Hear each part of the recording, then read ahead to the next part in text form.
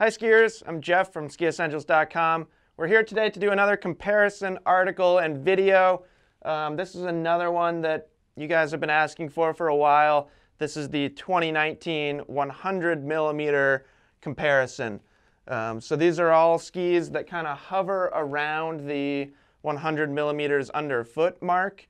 There is some variety in width here. I think we're ranging from about 95 underfoot to around 102 underfoot.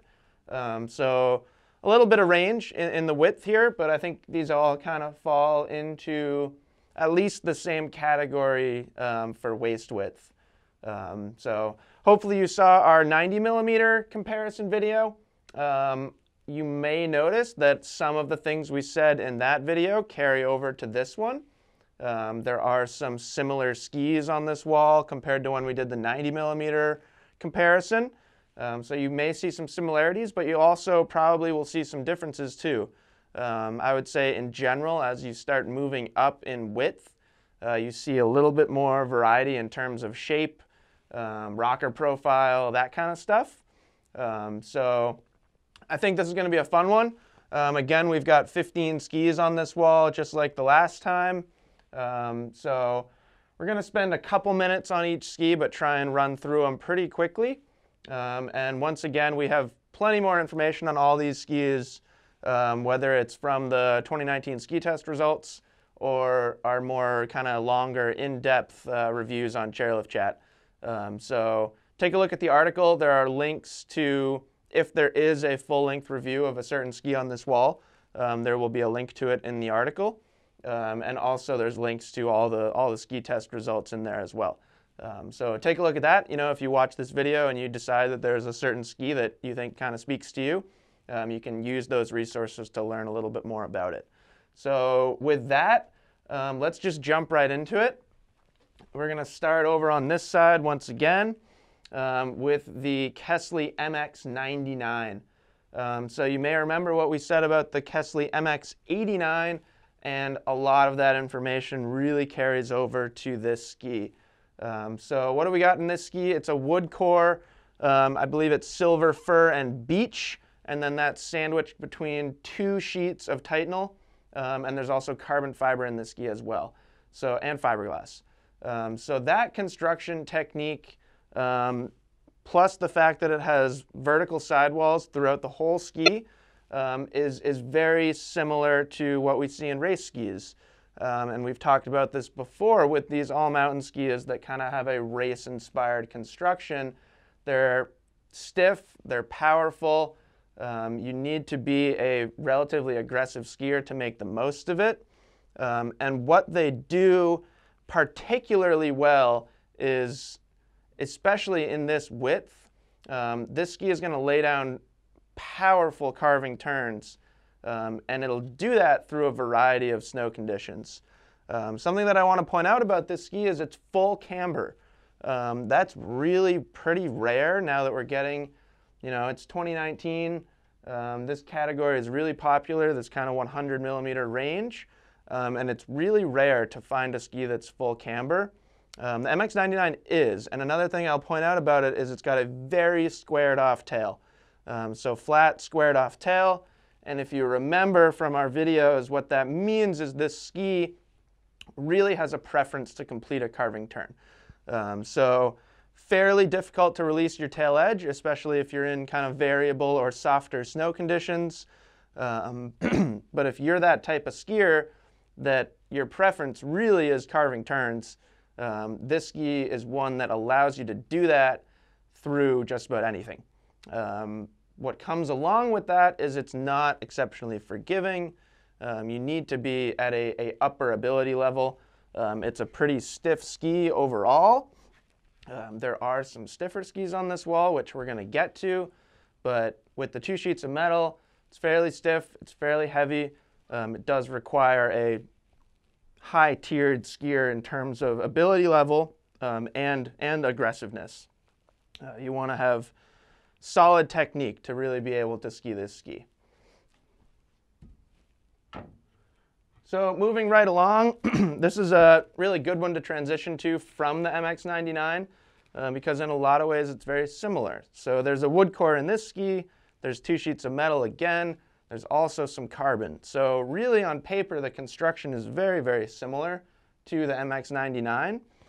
So a lot of what we just said about the MX99 can carry over to the Bonafide. So exceptional carving ski, really allows you to carve turns through choppy, variable snow, just softer snow conditions in general. Now, what makes this different than the MX99 is there is some tip and tail rocker in this ski. And take a look at the tail shape. So instead of being completely squared off and flat, there's a little bit of taper to it. Not a lot by any means. We're going to see some skis that use much more early taper. But you do get a little bit more of a rounded tail, and you combine that with the tail rocker and the tip rocker and the whole overall profile of the ski, and it's going to be overall a little bit more forgiving, a touch more maneuverable than the MX99. And you know, on the contrary, or on the other side of the spectrum, maybe not quite the same preference for edge grip as the MX99, but that said, there aren't really many skiers out there that are going to push this ski past its limits.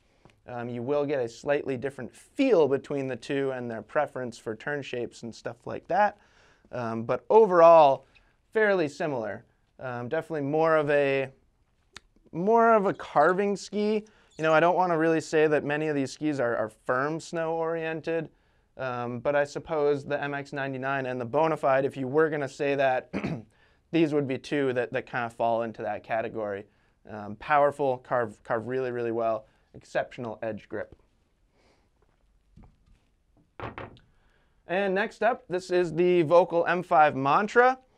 This ski's been getting quite a lot of press and attention, mostly because the Mantra is kind of an iconic name in the ski world, and this is a totally new version of it.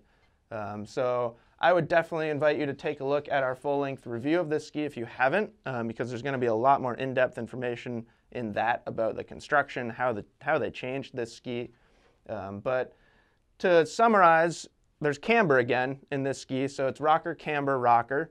And their new Titanal frame concept marks a new construction theme for the Mantra and for Volkl in general. Right now we only see it in 2 skis. Will we see it in more? Only time will tell.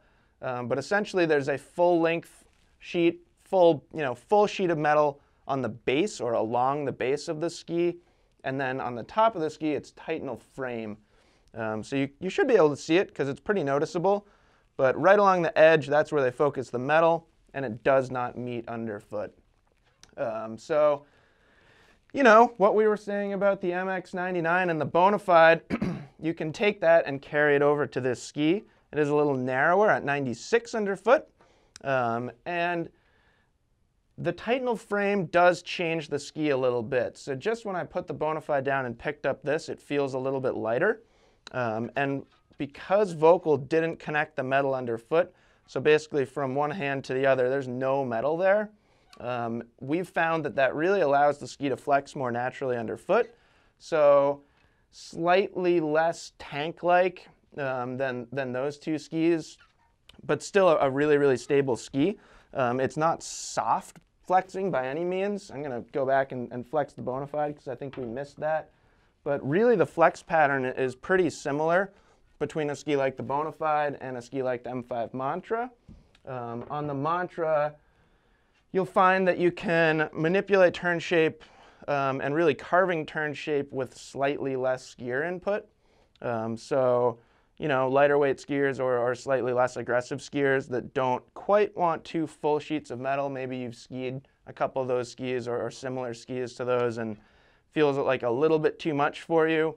The M5 Mantra is a nice alternative because it still has the benefits of metal, but it's a little bit more forgiving, and it does it's got a big sweet spot, which we've found really lets you kind of play around with turn shape.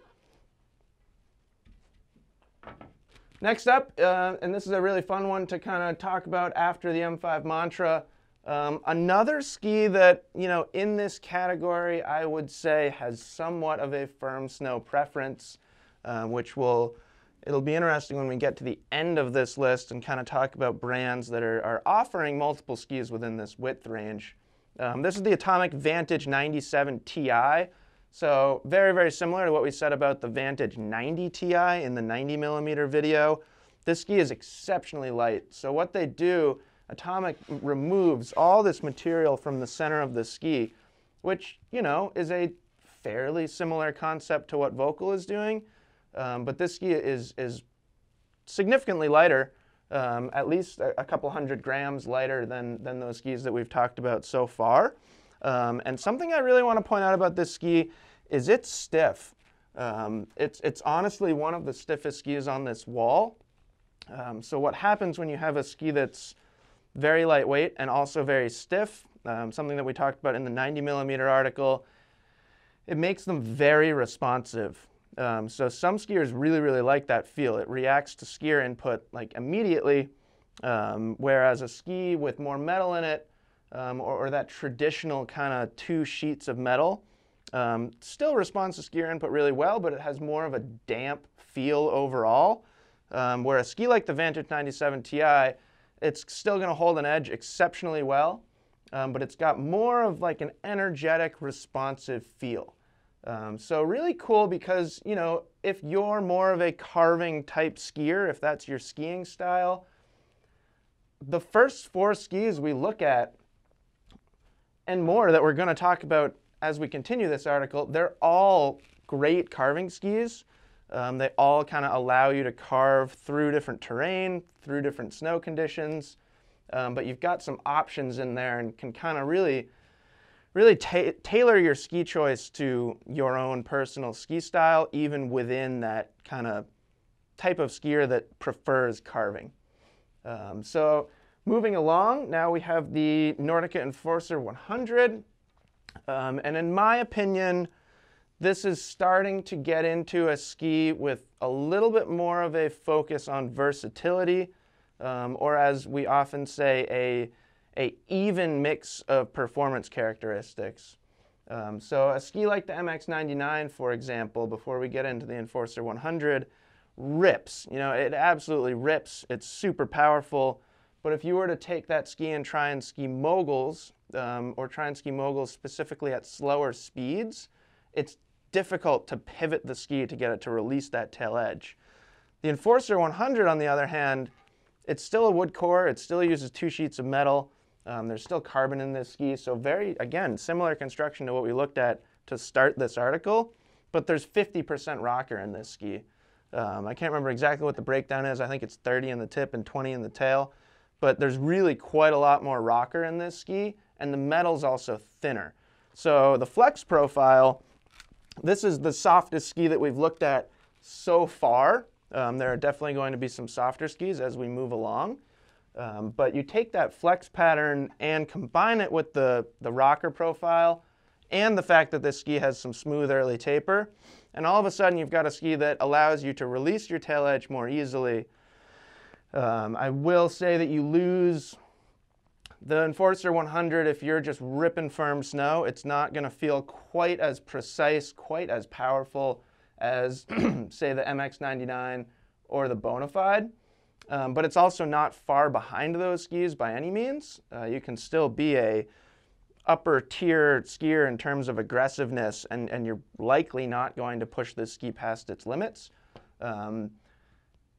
It's, again, coming down to that feel. So do you prefer a ski that carves turns and really wants to carve turns, or do you want to retain that feel of metal but in a ski that allows for a little bit more versatility, a little bit more maneuverability, and a little bit easier time in soft snow? That's a great way to describe the Enforcer 100. The Fischer Ranger 98 Ti, I think is a really good one to transition to from the Enforcer 100 because in a lot of ways they're quite similar in the sense that you get kind of the performance benefits of metal, but the rocker profile's longer. The ski in general is designed for a little bit more versatility than just pure power.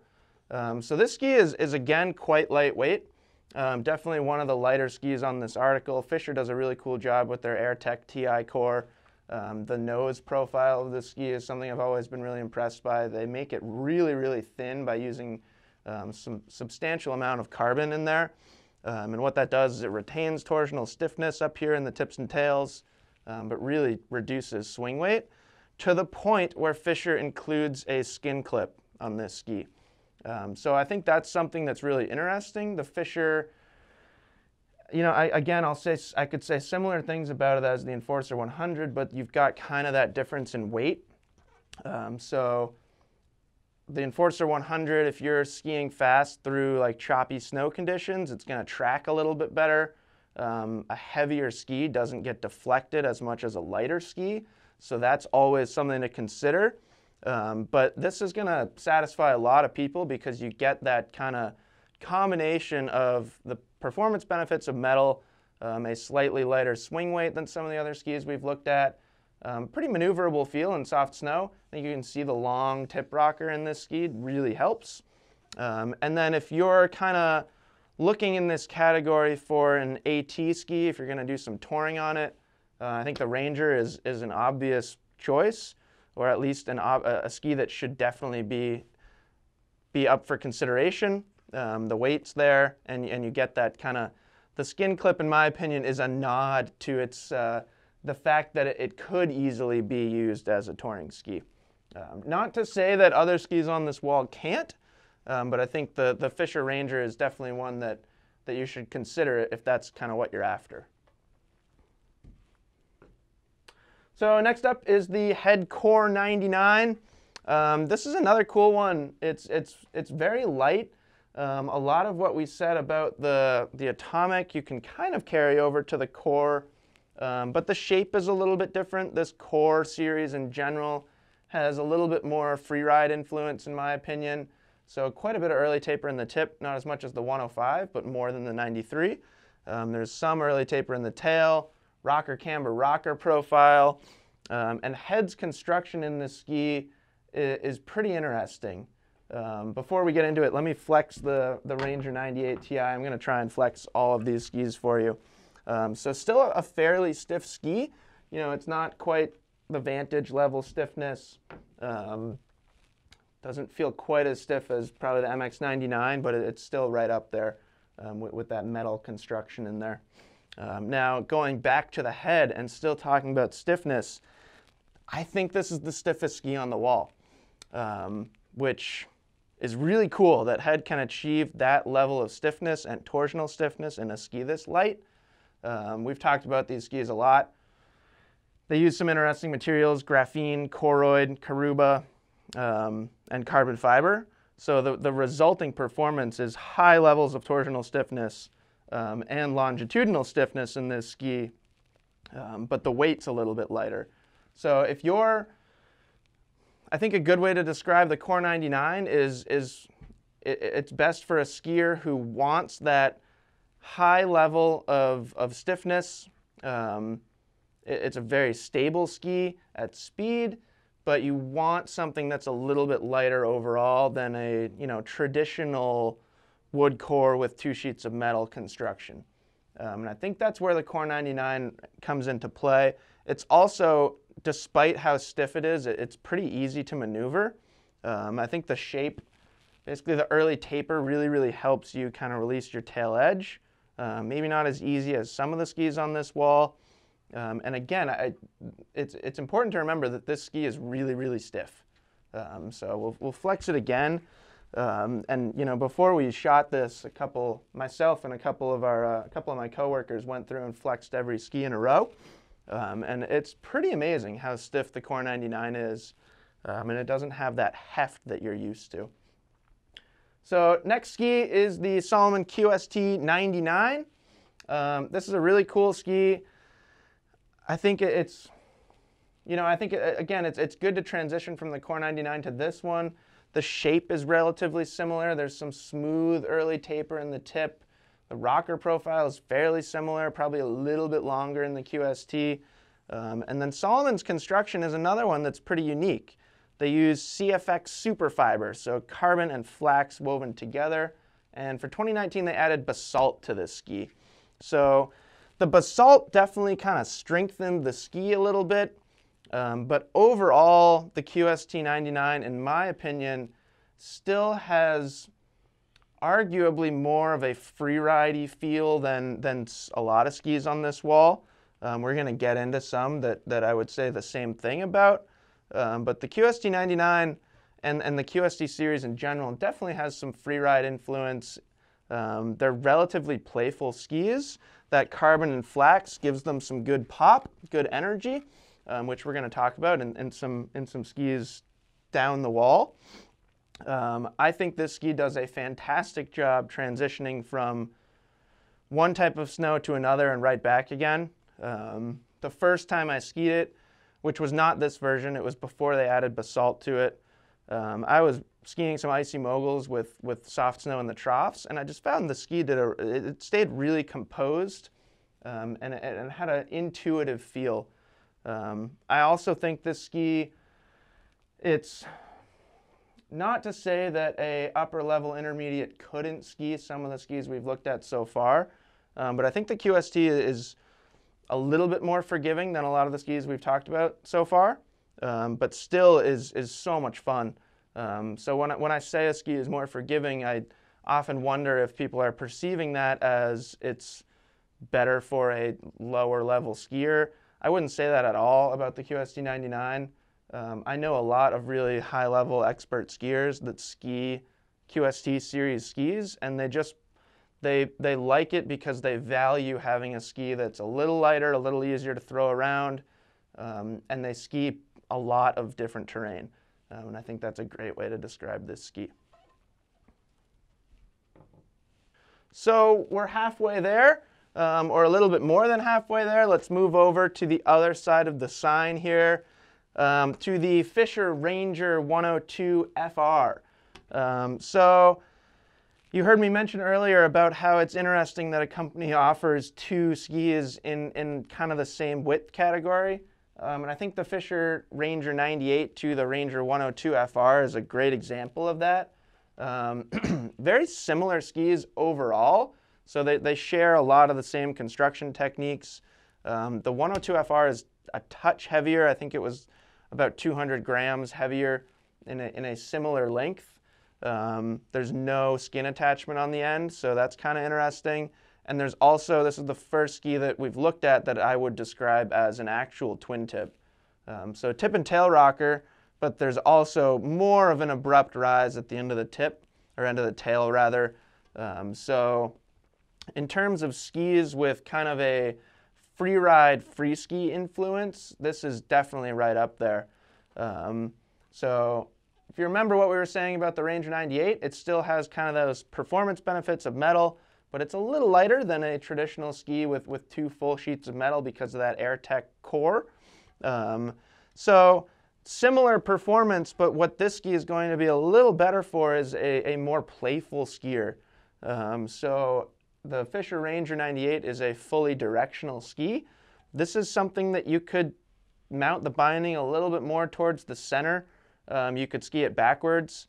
I know a couple ski coaches that ski this, kind of slope style freeride coaches that ski this ski, and they love it because it allows them to pretty much do everything they need to. You know, if they're just out like ripping some groomers, great torsional stiffness, so it'll hold an edge really well, performs really well in the woods, and then you can even take it into the terrain park too, and you know, hit a jump backwards or land backwards off a rail. It'd be kind of sad. It's a really nice ski, finish quality, so if you slide rails, it's going to destroy it.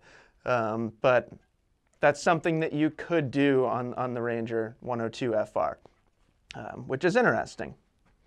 And I think that's a nice ski to transition into the Blizzard Rustler 10. So I would describe this ski in a similar way as the 102 FR.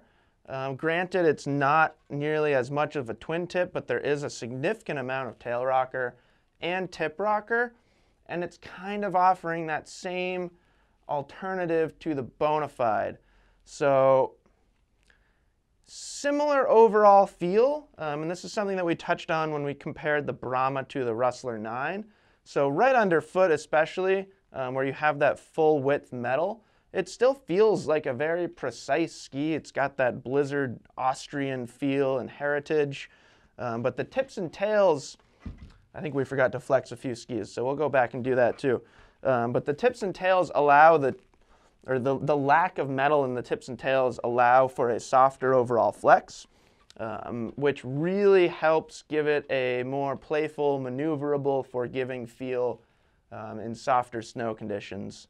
So say you're after a ski in this waist width and you love Blizzard skis, but you consider yourself more of kind of a playful, soft snow-oriented skier than like a firmer snow, hard charging type skier, the Rustler 10's probably going to be a better option for you.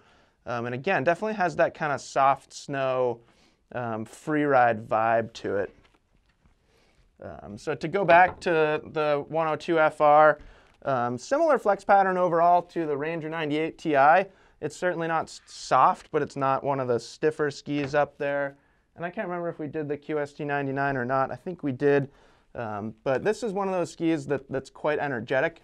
I think we did do that after, now that I'm flexing it. But the carbon and the flax in there give it really good rebound.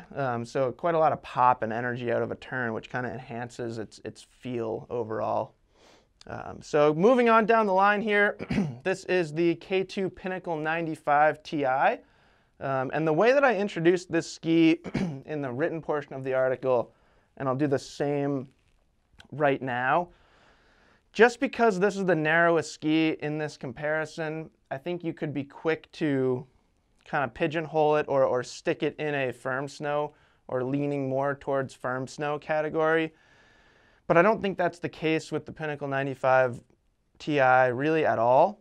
It's got really long tip rocker, so perhaps the longest tip rocker on this wall and quite a bit of tail rocker too. And then it's got long early taper, especially in the tip.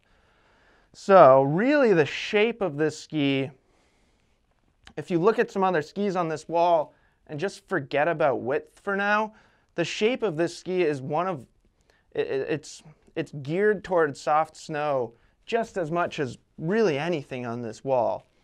So just because it's got that 95 millimeter width doesn't mean it's going to perform worse in soft snow. In fact, in some cases it's going to perform better in soft snow than some of the wider skis on this wall. Because you get that rocker, because you get the substantial early taper, it's a very maneuverable ski in soft snow. Great in trees, great in moguls, and then you still get, so K2, their conic technology positions metal along the edges of the ski. If you remember going back to skis like the Vantage, skis like the M5 Mantra, by doing that, when you have this ski on edge, it still feels like a stable ski. So if you're ripping high-speed carving turns, it still feels, it's got torsional stiffness that you need. It's not a slouch in terms of carving turns by any means. I will say that the effective edge is a little bit shorter, so you have to get really up on edge and achieve a higher edge angle if you're really, charging hard. But by putting that metal along the edges, you get those benefits. But the overall weight of the ski and swing weight, most importantly, is reduced. And in my opinion, this ski hits some really nice levels of performance. Again, it's kind of one of those skis where an expert skier could absolutely enjoy it. But I think it's pretty approachable for a kind of upper level intermediate too. It's not going to beat you up if you make a mistake or if your technique isn't like perfect. Just a really, really fun ski. And another one with kind of that even mix of performance characteristics. So very versatile. You can get a Pinnacle 95 Ti and just have one ski and do everything on it and you'll be perfectly happy. So we've got 4 more skis. I think we're going to get through this. This is the Armada Tracer 98. So Armada's a new company for us, and this is a cool ski. Armada traditionally has been more of a company focused on twin tips, and this is kind of a great example of some of their current all-mountain skis that are more directional focused. So this ski does have quite a bit of tail rocker, but it's not a twin tip. And again, quite a bit of tip rocker too. So really the Tracer 98, it's a very versatile all-mountain ski. Armada kind of says that it's your one ski quiver from the resort to the backcountry, which is a good way to think about it. I think this is another one. It's relatively lightweight. There's no metal in this ski. It's a wood core and Enagra mesh. So that Enagra is kind of providing the torsional stiffness that you need. It's not a soft flexing ski overall, but it's definitely softer than a lot of the skis we've looked at. Some nice flex out of the tail too, probably the tip too. Yeah, you can get some nice flex out of the tip. So if you remember what we were saying about skis with kind of softer tips and tails, a little bit more forgiving, perform a little bit better or at least easier in kind of variable snow conditions, off-piste terrain, stuff like that. This ski still holds an edge really, really well. We did a full review of the Tracer 108, so check out that, and you can kind of take that information and apply it to the 108. But yeah, another one that would be perfectly appropriate as a touring ski. There's no like skin clip attachment point like on the Ranger 98 Ti, but there is a flat spot on the tail, so kind of a similar concept there. And just a really cool ski from Armada. And Armada is kind of another one of those companies, they offer a ton of skis in this width range. So, you know, if you are a directional skier, but you want something with more metal, a little bit more vibration damping and power, they have the Invictus 99 Ti. And then say you're more of a kind of a free ski skier, and you want more of a traditional twin tip or a more traditional Armada ski, then I would say check out the ARV 96 and 106 line. But another company that's offering a lot of different stuff in this kind of 100 millimeter waist width category. Go back to the Pinnacle 95 Ti real quick. Another one I wouldn't describe it as soft or stiff. It's just got a nice even flex throughout the ski. Little softer than some of the really stiff skis we were looking at earlier, but not a noodle by any means. So 3 more to go. This is the Rossignol Sky 7 HD. And I think it's a good one to come to after the Tracer 98 because it kind of takes some of those design characteristics and even amplifies them or enhances them. So you can see the abrupt long rocker in this ski. There's quite a bit of long rocker in the tail too, and this is another one that's quite lightweight. So wood core, and then Rossignol uses their carbon alloy matrix construction technique to kind of give the ski the necessary torsional stiffness so it'll hold an edge on firm snow.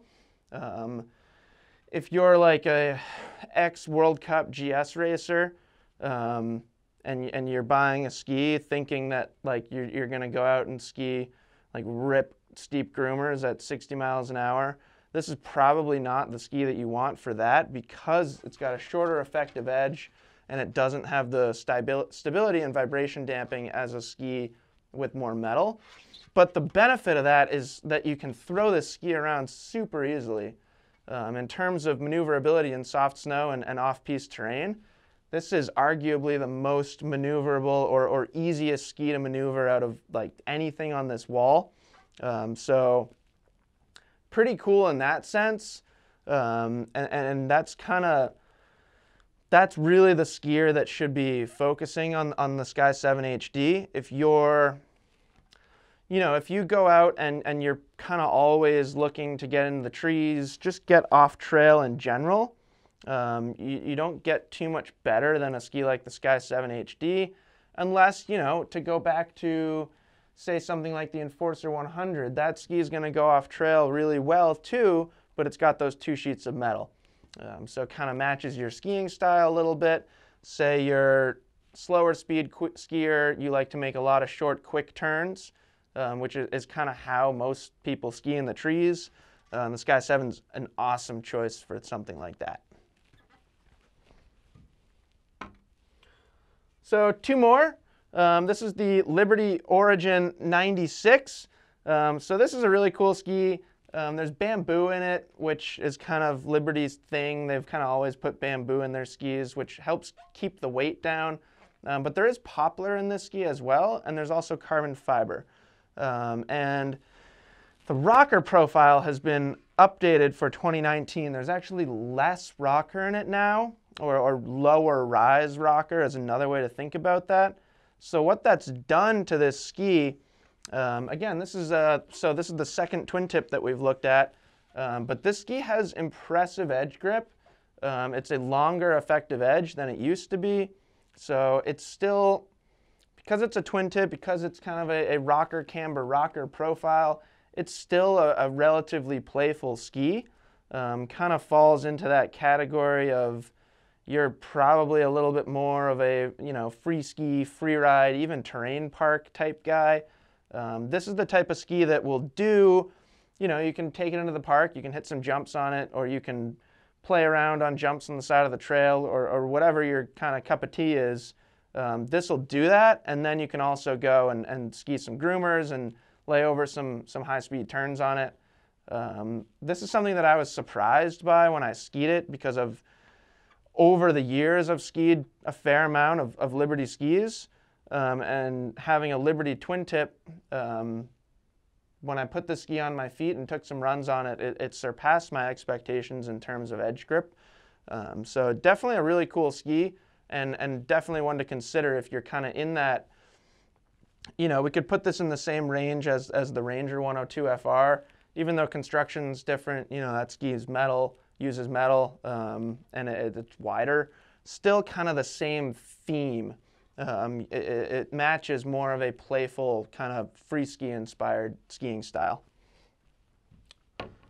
And last ski on the wall, the Chetler 100. This is another one that kind of falls into that same category.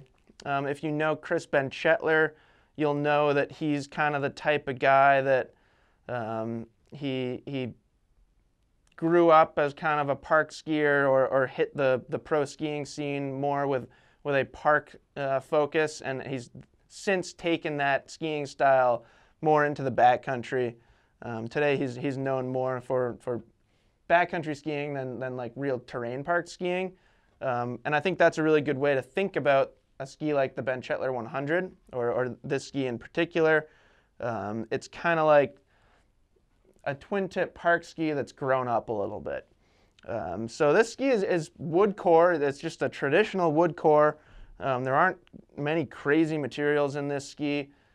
So what that does is it's quite light, which I think is fun. It kind of enhances its playful free ski inspired feel. It's definitely one of the softer flexing skis on this wall. Especially in the tips and the tails, which really, again, helps in kind of that soft snow off-piste terrain. There's Horizon Tech in the tips and tails, so it's not flat. It actually has some kind of side rocker to it. I always kind of compare it to a boat hull, and it basically does the same thing in soft snow. It kind of boosts the ski's float in soft snow, and also boosts its maneuverability.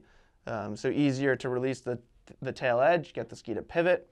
And this is kind of another one that you could take from the terrain park to the woods, and basically anywhere in between. Pretty cool ski, and it also hits a really impressive price point too.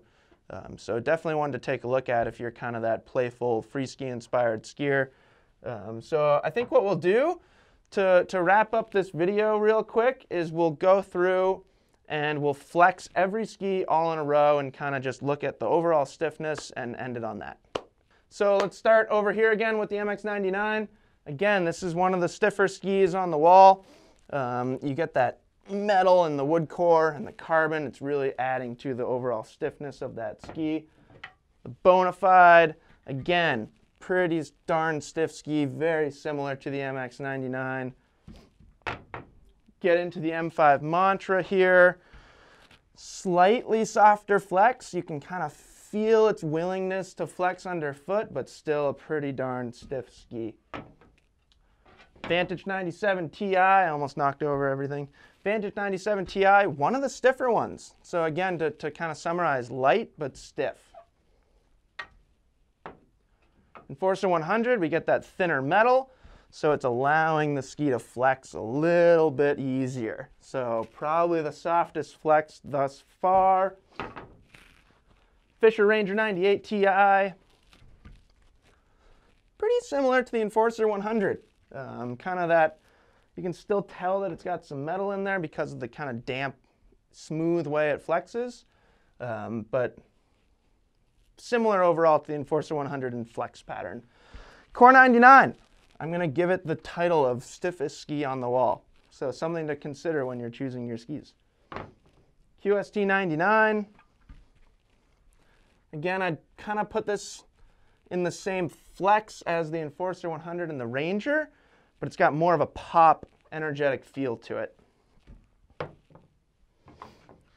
The 102 FR, if you remember, it's pretty much got the same flex pattern as the Ranger 98 Ti. Very similar construction there. Rustler 10, so this is kind of one of those skis where it's letting the tips and tails flex a little bit easier than underfoot because there's no metal.